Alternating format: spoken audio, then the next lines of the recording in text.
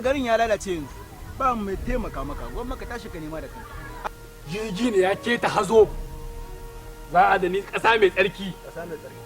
Hannawa daga ana hayya hayya hayya habibi hayya kawai sai ka zo ka tada ni. Wallahi haka nan ne ka san farmasi dan san banza ne ba ya iya ya kawo kuɗi. Kai ba ku san an hana shan shisha ba, kuna sa kayan maye cikin shisha kuna ba 'yan mata suna sha, kuna lalata ɗayan mutane da zagin tsohon mutane a cikin unguwa, don haka an kama ku. Mu yanzu nan ma mota ta aje mu daga sabon mashi muke.